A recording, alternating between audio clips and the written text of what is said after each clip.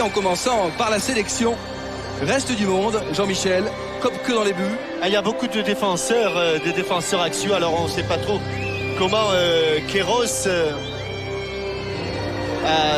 va disposer son équipe, parce que Kufou joue dans l'axe, Aldaïr joue dans l'axe, Djanka joue dans l'axe, West joue dans l'axe, mais ce n'est pas très important. Je pense qu'il va y avoir beaucoup de changements.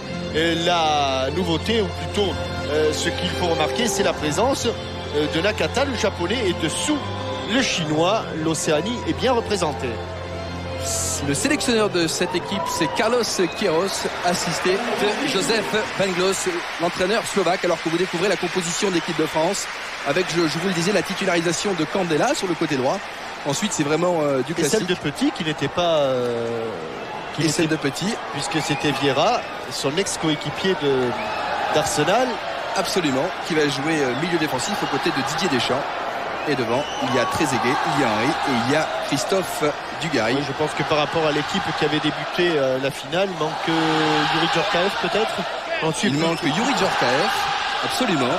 Et Lilian Thuram et Patrick Vieira. Voilà, vous voyez donc tous ces joueurs qui se connaissent relativement bien. On a vu Zelias par exemple qui a joué aux côtés de Youri Djorkaeff à l'Inter de Milan. Roberto Baggio qui a... Bersong et Taribo West. Oh là là là là, quelle erreur! David Trezeguet. Il s'est bien raté. Oui. Nascimento Aldaïr qui fait un beau cadeau à David Trezeguet. Et quand on fait ce genre de plaisanterie devant David Trezeguet, ça se transforme immédiatement en but. Je vous parlais de David Trezeguet, le dernier buteur lors de cette fameuse finale du championnat d'Europe des Nations face à l'Italie, qui ouvre la marque ici. Il veut faire une talonnade avec son pied gauche. Il est coincé là-bas, et regardez la décontraction de, évidemment, là, le Brésilien. Grosse erreur, la technique brésilienne n'est plus ce qu'elle était. Et regardez toute la décontraction de David Trezeguet. Tranquille, cette pichonnette et cette balle piquée pied gauche dans le but de Köpke pour un but cadre des Champs.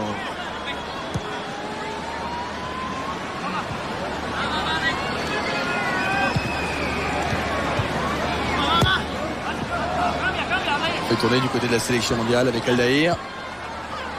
Köpke. Dufour. West. Song.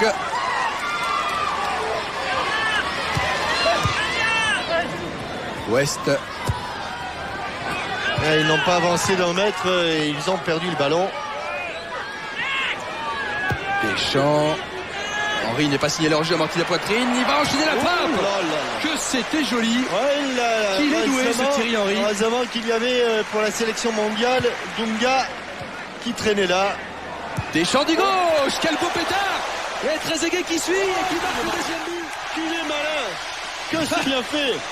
Mais la frappe du pied gauche de Didier Deschamps. Trezeguet, 2-0 pour l'équipe de France. Et quelle frappe pied gauche de... Et vous avez raison de le signaler, car la frappe de Didier Deschamps est absolument splendide.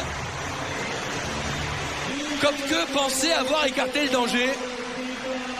Et dans les félicitations, j'ai vu Vicente Lizarazu qui chambrait un petit peu son capitaine et lui disant... Elle est splendide cette frappe du gauche de Didier Deschamps.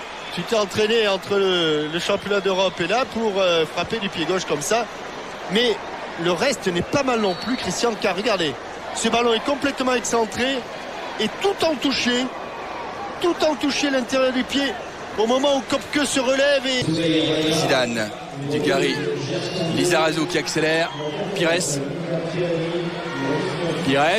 Djorkaeff qui touche là l'un de ses premiers ballons pour Trezeguet, frappe de Trezeguet. C'est dedans, mais c'est toujours dedans, Jean-Michel, avec Trezeguet, c'est toujours dans le cadre. Alors, si Köpke... Mais là, c'est dans le bord du cadre. C'est splendide. Ce joueur est incroyable. Jackson n'a pas touché le ballon. Incroyable. Qu'il a déjà... C'est allé à 200 à l'heure. Oui, c'est allé à 200 à l'heure. Double accélération de Zidane et de Djorkaeff. Et de Pires. De Pires et de Djorkaeff, oui, excusez-moi, qui décale. Et comme elle vient, il y a un rebond. Pour certains joueurs, ce rebond aurait été catastrophique. Pour David Trezeguet, il est providentiel. Quelle pureté. Et toujours, vous avez raison de le signaler, cette même décontraction. Ouais, Candela, 25 mètres. Anelka, Djorkaeff, Zidane. Ah ouais, c'est bien joué pour Robert Pires qui va la mettre au fond. Non, il n'y a pas hors-jeu, Jacques, il n'y a pas hors-jeu. Loin de là. 4e but de l'équipe de France, signé Robert Pires. Et il l'a bien mis, là aussi avec beaucoup de calme. C'est un festival. Et Robert Pires, le parrain de SOS Village d'Enfants. Ouais. Alors qu'on va revoir qu'il n'y avait pas du tout de hors-jeu ici. Il y a un défenseur qui est dans l'axe qui me semble être Kufour. Absolument. Beaucoup de calme, il fixe les gardiens. Il ouvre bien son pied, il ouvre bien son pied. Avec beaucoup d'élégance, le bœuf de la tête. Anelka. Oh, il y a 4 contre 1. Là, il y a du monde. 4 contre 1, il y a du Zidane. Zidane. Il a laissé passer. Anelka récupéré, face à face avec les gardiens. Oh, c'est bien joué. Il avait marqué le même but au championnat du monde des clubs, Jean-Michel. Il y a peut-être hors-jeu. Il y a peut-être hors-jeu. Ouais.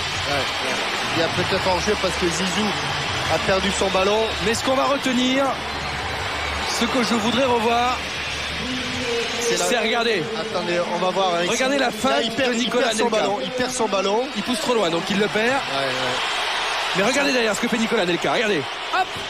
Ouais. Songo est au sol. Ensuite, il n'a plus qu'à pousser le ballon. Voilà la fin de frappe. Et puis quand il fait une fin de frappe, on a vraiment l'impression qu'il va frapper dans le ballon. Il a fait la même chose avec l'équipe de France jouer en 4 contre 1. Penalty. Faute de Leboeuf sur Baya. L'arbitre, Monsieur Guézaz, indique le point de penalty. Alors c'est certainement Baggio qui va le tirer. Ça fait un moment qu'il... Il est pas mal ce Baya. Il s'est battu. On ne peut pas dire qu'il n'y ait pas penalty, au contraire. Il y a incontestablement faute. Baggio passe à Ramé. Contre-pied, 5-1. But de Roberto Baggio récompensé de ses nombreux efforts. Tout à l'heure, il avait failli réussir un lob superbe. Ouais. Il est passé tout près. Lui, Eric Ramé ne peut pas s'en vouloir sur ce coup-là, franchement. Allez, le regard de Roberto Baggio qui ouvre son pied et choisit son côté droit. Parce qu'il y avait à 6, il est ravi. Ça se passe bien avec Gianluca Vialli. En compagnie de Marcel de Sailly. Mais Marcel est exactement logé à la même enseigne. Et bien voilà, coup de sifflet final. La France qui l'emporte donc 5-1 face à cette sélection internationale du reste du monde. Coup de chapeau de Trezeguet. Un but de Pires, un but d'Anelka. Christian. Oui, Pascal. Oui, Roger, est-ce que vous êtes satisfait de vos champions d'Europe ?